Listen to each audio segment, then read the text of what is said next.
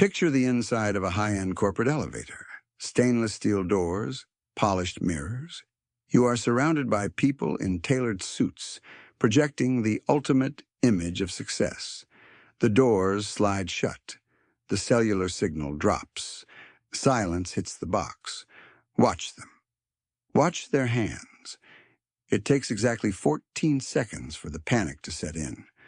14 seconds of being disconnected from the digital IV drip before the physical twitch starts. Hands dive into pockets. Thumbs tap on dead screens. They swipe through cached videos of strangers just to numb the deafening silence of their own minds. They look like high-powered executives. But they behave like lab rats hitting a lever, desperate for a microscopic hit of dopamine. Society told you that a low IQ looks like failing a math test. Society lied. In the modern economy, true stupidity isn't a lack of academic knowledge. It's a lack of defensive capacity. It's the absolute inability to hold your own attention. If an algorithm can hijack your brain in the time it takes to ride an elevator to the 12th floor, you don't own your mind. The machine does. And if the machine owns your focus, it owns your wallet. That is the first silent habit of a low survival IQ. You treat your attention like cheap dirt, handing it out for free to companies that sell it to advertisers for billions. An intellect that requires constant digital anesthesia is a broken intellect. The modern definition of a weak mind is one that treats silence as an active threat. But the trap goes deeper, because once they capture your eyes, they force-feed you the second habit: reactive consumption. You don't actively search for information anymore. You let it assault you. You wake up, grab the glowing glass rectangle next to your bed, and let an invisible line of code dictate your emotional state. You read a headline engineered to make you angry. You watch a 30-second clip designed to make you feel inadequate. You don't process, you just react. It's a highly optimized behavioral loop. A stressed, envious consumer is a wildly profitable consumer. You buy things you don't need to soothe an anxiety the screen intentionally manufactured. The trap isn't just snapping shut on your credit card. It is snapping shut on your frontal lobe.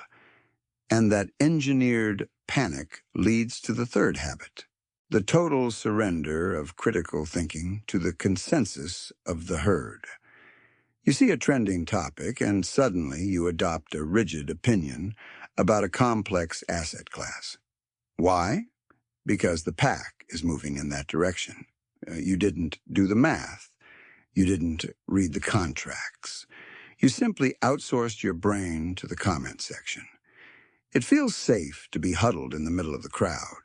But the middle of the crowd is exactly where the financial slaughterhouse operates. Consider a guy we'll call Marcus.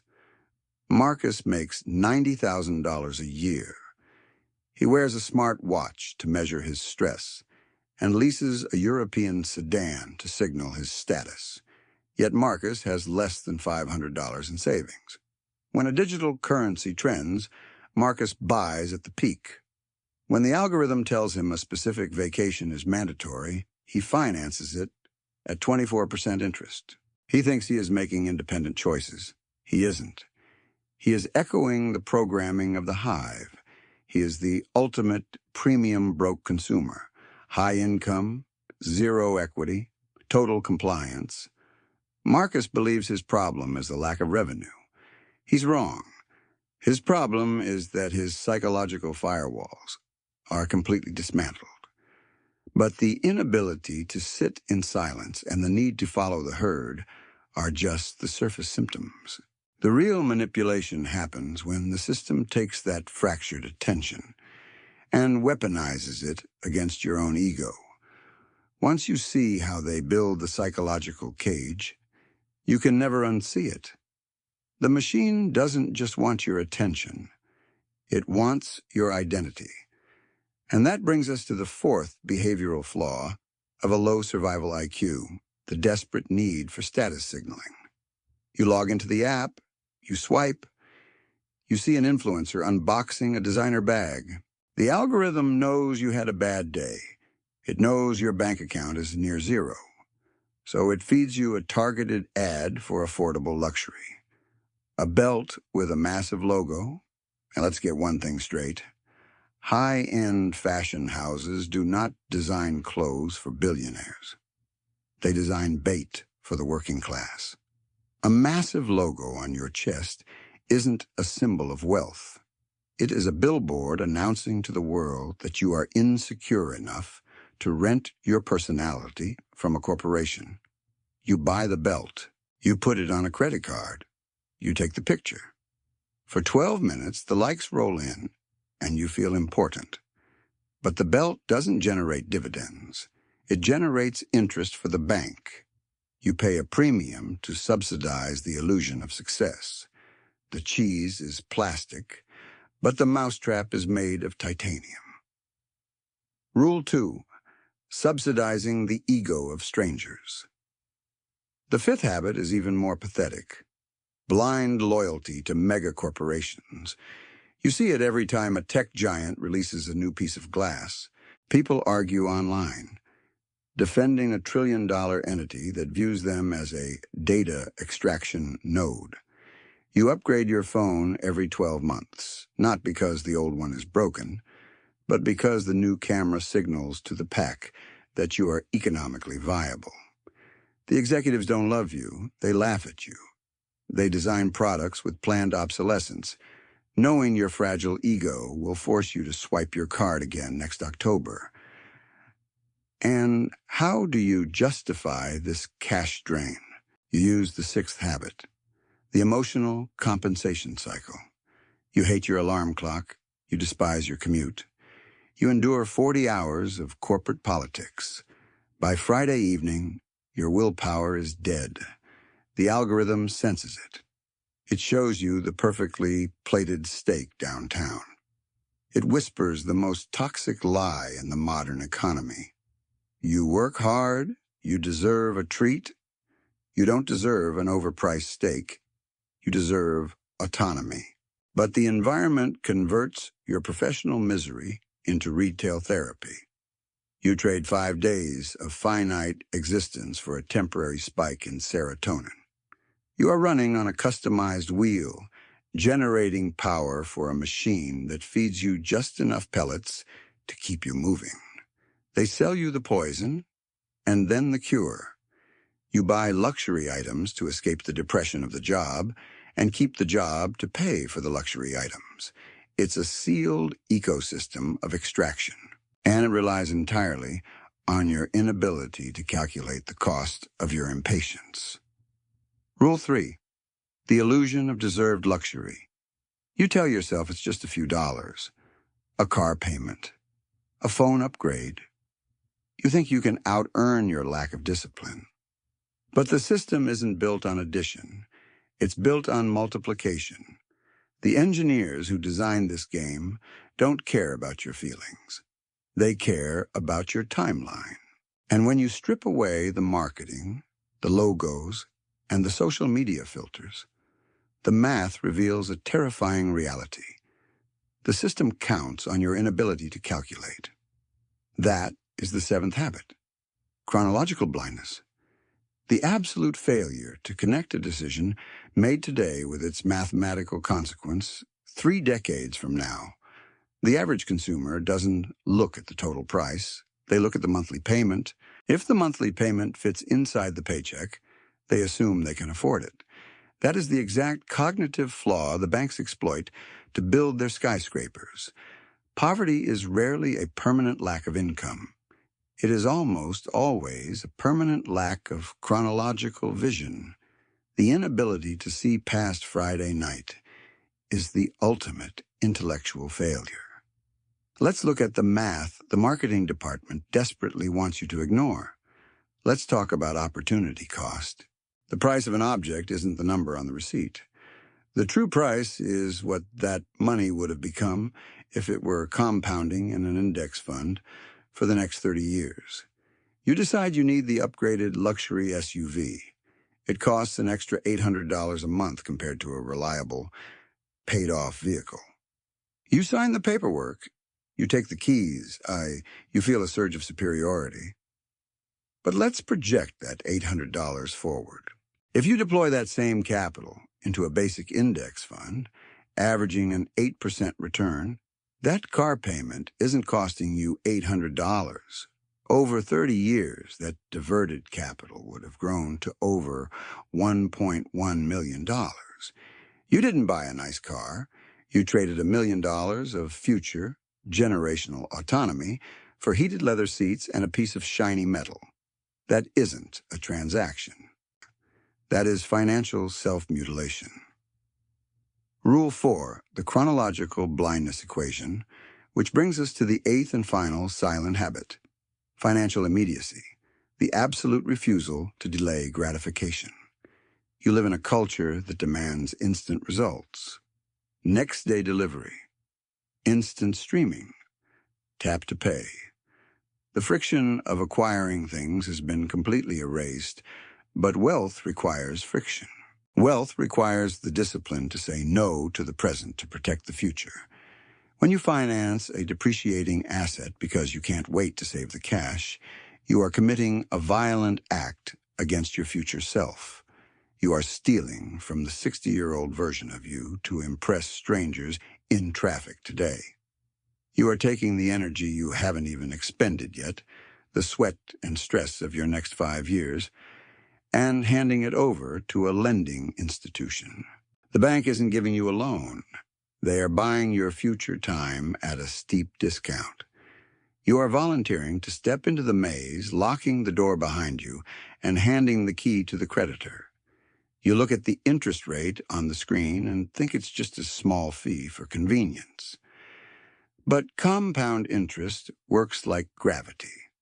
When you invest, it pulls you up. When you borrow for consumption, it drags you to the bottom of the ocean. Every time you swipe for a lifestyle you haven't truly earned, you are adding weight to the anchor. You are financing your own exhaustion. Rule 5. Financing your own slavery. This is the reality of the premium broke consumer. They have all the props of a successful life, but none of the equity. They are trapped in a high-speed wheel, terrified of slowing down because if the running stops, the debt crashes down on them. The illusion is shattering. The panic you feel on a Sunday night isn't just dread for the work week. It is your subconscious realizing that you are running out of time and you have nothing real to show for it.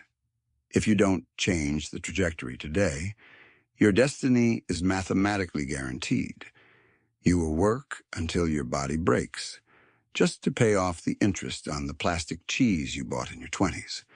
But there is a way to break the code. The machine expects you to fight back with noise. It expects you to try and out-earn your own stupidity by working 60 hours a week just to upgrade your lifestyle to match your rising income.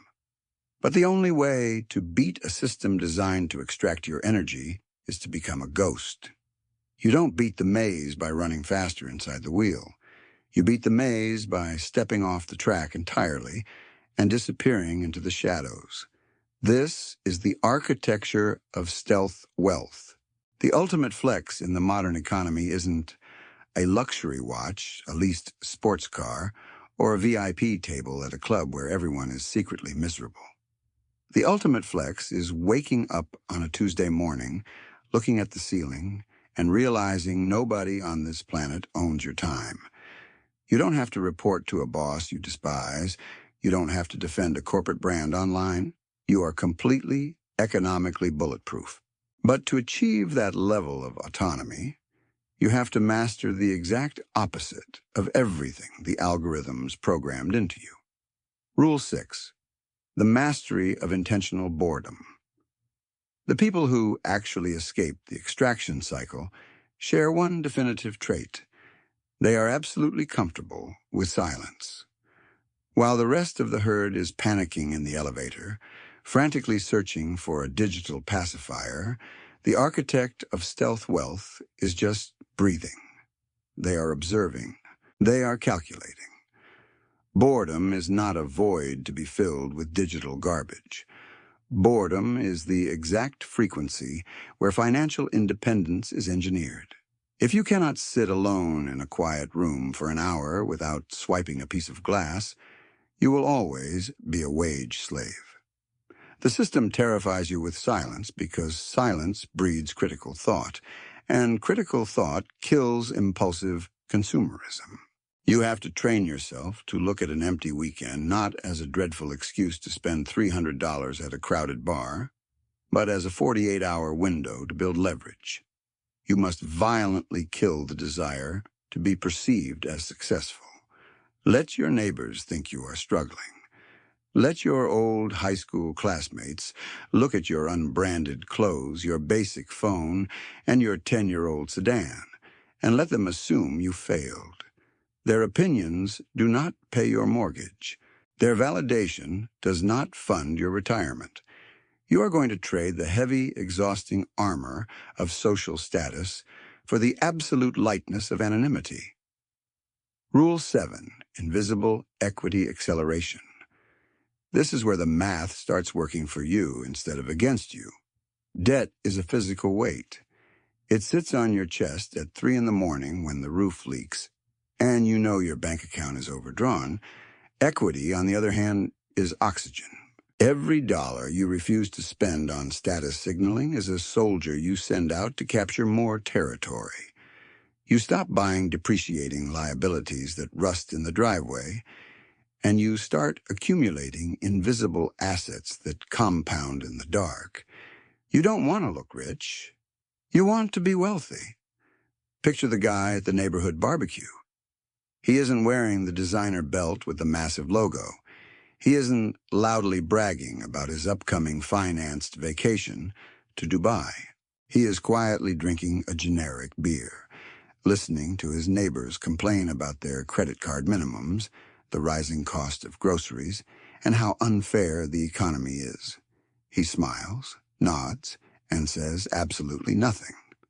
What they don't know is that his index funds generate more in quarterly dividends than they make in an entire year of grinding at the office. He is a phantom. When the banking institutions place the synthetic cheese of affordable luxury on the titanium mousetrap, the phantom walks right past it. He doesn't need the bait because he is busy buying shares in the factory that manufactures the cages. That is the true definition of a high survival IQ. It is the cold, calculated ability to endure the temporary discomfort of looking average today, to guarantee the absolute certainty of being untouchable tomorrow. The door is open. The math is clear. You can close this app right now and go back to your reactive loop. You can go back to financing your own exhaustion, letting a glowing screen dictate your emotional state, and subsidizing the egos of strangers. The machine will gladly welcome you back into the herd. But if you are finally done bleeding out your finite time for the benefit of predators, then it's time to build your empire in the dark. If you made it this far, drop a comment saying, "Invisible Phantom." The rest of the scrolling herd won't understand. They will think it's nonsense, but will know you are awake and you are quietly mapping the exit. My name is Daniel Rath. I'll see you outside the maze.